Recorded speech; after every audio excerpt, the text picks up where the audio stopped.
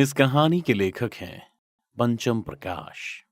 कड़कड़ाती ठंड के बीच जोरों की बर्फबारी हो रही थी। तभी हाईवे से कट मारते हुए सरसराते हुए एक गाड़ी मुर्दाघर के बाहर आ रुकी। गाड़ी के रुकते ही उसके आगे के दोनों दरवाजे खुल गए और उसमें से एक औरत और एक मर्द निकलकर सीधे मुर्दाघर के अंदर भागे, जहां पहले से ही एक इंस्पेक्टर मौजूद था और उसके साथ ही उस मुर्दाघर का इंचार्ज भी, जो नशे में धुत बीड़ी पी रहा था।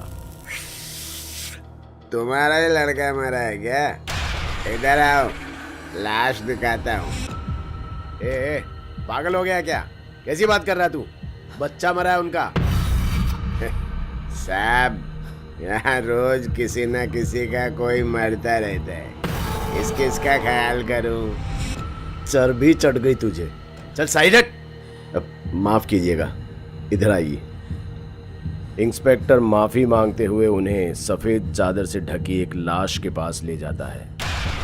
आपने तो अस्पताल का कहा था और अब मुर्दाघर में एक लाश के पास खड़ा कर दिया है। ये कैसा मजाक कर रहे हैं आप मेरे साथ? विक्रम को तो अभी एक हफ्ते पहले हम हॉस्टल छोड़कर आए थे, वो कितना खुश भी था वहाँ। अब यूं यहाँ मुर्दाघर में क्या करने आए हैं हम? अर्चना संभालो अपने आप को। इन्होंने बस शिनाख्त के लिए ही हमें बुलाया है। उमेश अर्चना को समझा ही रहा था कि इतने में पुलिस ने लाश के मुंह से चादर हटा दी, जिसे देखते ही अर्चना अपने बेटे विक्रम का नाम लेकर चीखते हुए रोने लगी। जवान बेटे को ये लाश बना देखकर उमेश भी खुद को रोक नहीं पाया और फूट फूट कर रोने लगा। फिर न जाने क्यों उमेश को क्या सूझा, वो सीधा उठा और इंस्पेक्टर के गिरेबान को पकड़ते हुए दीवार में सटा दिया। बता क्या हुआ मेरे बेटे के साथ? बोल, वरना मैं खड़े खड़े तेरी वर्दी उतरवा दूंगा। उमेश के यूं बदतमीजी पर उतर आने के बाद अब तक जो इंस्पेक्टर कबीर शांत था, वो एकदम से भड़क उठा। फिर उसने उमेश के हाथों को झटकते हुए कहा, होश में रहकर जुबान खोलिए उमेश सक्सेना। मैं आपके टुकड़ों पर पलने वाला कुत्ता नहीं हूँ जो आपकी इन धमकियों से डर जाऊंगा। अगर अभी आपने अपना बेटा नहीं खोया होता ना, तो फिर मैं दिखाता कि खड़े खड़े और भी क्या किया जा सकता है। खैर, आपके बेटे की लाश विक्टोरिया हॉस्टल के पीछे बरामद हुई है।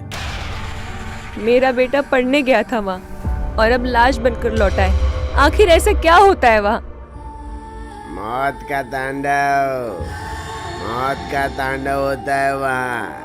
ये कोई पहली लाश नहीं जो वहाँ से आई है, पहले भी कई मौतें हो चुकी है वहाँ पर गुत्थी कोई नहीं सुलझा पाया। जिसने भी कोशिश की, मौत ही पाई। ये बंद कर अपना गटर। सक्सेना सर, आपसे वादा रहा, ये गुत्थी मैं ही सुलझाऊंगा और उन्हें कटघरे तक पहुंचाकर ही दम लूंगा, फिर चाहे उसके लिए कुछ भी हो। जवान हो, जोश है, कर लो कोशिश। बाकी समझदार तो दूर ही रहते हैं वहां से। इतना कहता हुआ मुर्दाघर का वो इंचार्ज बाहर चला गया और जाते जाते कबीर को ये चुनौती भी दे गया कि वो क्या, कोई भी इस केस को नहीं सुलझा सकता, क्योंकि इसके पीछे बहुत कुछ रहस्यमयी है। लेकिन कबीर भी अब ये ठान लेता है कि वो सच का पता लगाकर ही रहेगा। इसलिए वो अगले ही दिन विक्टोरिया हॉस्टल में एक कॉलेज स्टूडेंट बनकर पहुंच गया। लेकिन हॉस्टल पहुंचते ही उसे बड़ा अजीब लगता है और वो सोचने लगता है कि एक पहाड़ी के अंत में यूं खाई के पास भला हॉस्टल कौन बनाता है, और भला ऐसी जगह पर कोई अपने बच्चे को कैसे छोड़ सकता है, वो भी सक्सेना जैसे लोग। हॉस्टल को देखते ही ये वीरान जगह लगती थी। कबीर हॉस्टल में जा ही रहा होता है कि तभी एक चौकीदार उसे रोकता है। कहाँ चले बाबू? हॉस्टल में एडमिशन लेना है। एडमिशन लेना है तो रात में आइए, दिन में यहाँ कोई काम नहीं होता है। क्या? दिन में कोई काम नहीं होता? क्यों? अरे नहीं होता है मतलब नहीं होता है। क्या, क्यों, कैसे, ज्यादा सवाल ना करो बाबू, चले जाओ। बड़े अजीब नियम कानून है। कबीर ने अभी अभी अपनी बात पूरी भी ना की थी कि इतने में चौकीदार वहां से निकल गया। कबीर ने भी सोचा अगर पूरा सच जानना है तो ठंडे मिजाज से काम लेना होगा, इसलिए वो रात होने का इंतजार करने लगता है। वहीं हॉस्टल के गेट पर बैठे बैठे सुबह से शाम हो जाती है, पर वहां कोई हलचल नहीं होती।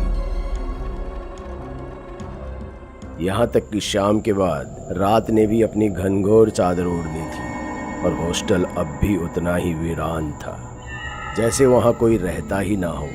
कबीर को अब ये विश्वास होने लगा था कि इस हॉस्टल में कुछ भी नहीं है, इसलिए वो वहां से निकलने को होता ही है कि तभी पीछे से एक आवाज आती है। कहाँ जा रहे हो बाबू? अंदर आ जाओ, एडमिशन नहीं लोगे? कबीर को यह आवाज जानी पहचानी लगी। पीछे मुड़कर देखा तो अंदर वही चौकीदार था जो सुबह बाहर था, और कबीर तो पूरे दिन बाहर बैठा था। फिर वो अंदर कब गया? ज्यादा सोचो ना बाबू, एडमिशन लेना है तो अंदर आ जाओ। कबीर उस चौकीदार के पीछे पीछे चल देता है, पर गेट से लेकर रिसेप्शन तक पहुंचने में कुछ भी नॉर्मल नहीं था। सबसे पहले तो कबीर ये देखकर दंग था, क्योंकि अब तक जो हॉस्टल पूरी तरह से अंधेरे की चपेट में था, उसके हर कमरे में अब लाइटें जल चुकी थी और खिड़कियों से परछाइयाँ साफ नजर आ रही थी, जैसे अंदर कोई ना कोई है। पर भला ऐसा कौन सा हॉस्टल होता है जहाँ दिन में कुछ नहीं और रात में इतनी हलचल? हॉस्टल के रिसेप्शन पर मोटा चश्मा लगाए एक हट्टा कट्टा इंसान बैठा हुआ था। वार्डन साहब, बाबू एडमिशन के लिए आए हैं, मैं चलता हूँ दरवाजे पर। वार्डन ने बिना कुछ कहे एक फॉर्म और कमरा नंबर 307 की चाबी आगे बढ़ा दी। कबीर कुछ पूछने को हुआ ही था कि वार्डन ने उंगली से दूसरी तरफ इशारा किया, जहां रूल बोर्ड लगा हुआ था। कबीर रूल बोर्ड के पास पहुंच गया और उसे पढ़ने लगा। पहले रूल को पढ़कर उसका दिमाग घूम गया, क्योंकि बोर्ड पर पहला रूल था कि यहाँ कोई भी किसी से बात नहीं कर सकता, सिर्फ अपने काम से मतलब रखे। और दूसरा ये कि भूलकर भी किसी के कमरे में ना जाएं और ना ही किसी को आने दें। तीसरा, एक बार अपने कमरे में जाने के बाद बाहर ना निकले। ये कैसे अजीब रूल्स हैं? जोर से कहते हुए कबीर जैसे ही पीछे मुड़ा, वहां कोई था ही नहीं, ना ही दूर मेन गेट पर चौकीदार और ना ही रिसेप्शन पर वार्डन। कबीर बिना कुछ और सोचे सीधे अपने कमरे की ओर चल दिया। रास्ते में सभी कमरे ऐसे बंद थे जैसे वहां कोई रहता ही ना हो। फिर वो अपने कमरे 307 में पहुंचकर अपना बैग रख अपने कमरे को चारों तरफ से देखने लगा। तभी बाहर से जोर से किसी के चीखने की आवाज आई और कबीर उसी चीख के पीछे अपने कमरे से बाहर निकल गया, लेकिन उसे कोई नहीं दिख रहा था। कॉरिडोर की लाइटें अब पहले की तरह शांत नहीं बल्कि थरथरा रही थी। इधर कबीर ये सोचकर हैरान था कि इतनी तेज चीख सुनकर भी सब कुछ शांत कैसे था, जैसे किसी को कोई फर्क ही नहीं पड़ रहा हो। कोई अपने दरवाजे को खोल सुध लेने को तैयार ही नहीं था। इसलिए कबीर खुद सामने के दरवाजे पर दस्तक देने लगा। भाई, मैं कबीर इस हॉस्टल में नया आया हूँ, जरा दरवाजा खोलो। अंदर से कोई जवाब नहीं आया। कबीर तीसरे फ्लोर के सभी दरवाजों को आजमा लेता है, पर कोई बाहर निकलने को तैयार ही नहीं था। फिर अंत में वो एक दरवाजे को धक्का देकर तोड़ देता है। अंदर कमरे का हाल ऐसा होता है जैसे कोई आग लगी हो और जमीन पर एक कंकाल पड़ा था जिसका आधा सिर जला हुआ था। कबीर उल्टे पांव बाहर निकलता है तो देखता है कि इस पूरे हॉस्टल में आग लगी हुई है और कमरे के अंदर से धुआं निकल रहा है। जिस कमरे में दस्तक देने के बाद भी कोई नहीं खोल रहा था, अब हर दरवाजे पर अंदर से कोई दरवाजा खोलने के लिए चीख रहा था, मदद मांग रहा था कि दरवाजा खोलो, अंदर आग लगी है। पर उन्हें कोई सुनने वाला नहीं था। कबीर ने जैसे ही दरवाजा खोलने की कोशिश की कि आग की एक तेज लपट उसकी तरफ बढ़ी और उसके कपड़ों में आग लग गई। कबीर शरीर पर लगी आग की लपटों को बुझाते हुए ऐसे घबराया कि वो कब सीढ़ियों पर पहुंच गया उसे पता ही नहीं चला और वो सीढ़ियों से फिसलता हुआ नीचे गिर गया। इससे उसके कपड़ों पर लगी आग तो बुझ गई, पर अब वो पूरी तरह से घायल हो गया था। वो दर्द से कराहते हुए उठ ही रहा था कि तभी उसकी नज़र चौकीदार पर गई और वो उसी की तरफ बढ़ गया। कबीर ने उसे आवाज़ भी लगाई पर वो पीछे मुड़ा ही नहीं, बस बुत बना आग को देखे जा रहा था और उसके आगे वार्डन की अधजली लाश पड़ी थी। चाचा, क्या हो रहा है यहाँ? ये आग यहाँ कैसे लगी और इन्हें क्या हुआ? अरे किसी को मदद के लिए क्यों नहीं बुलाते आप? मदद के लिए बहुत देर हो गया है बाबू।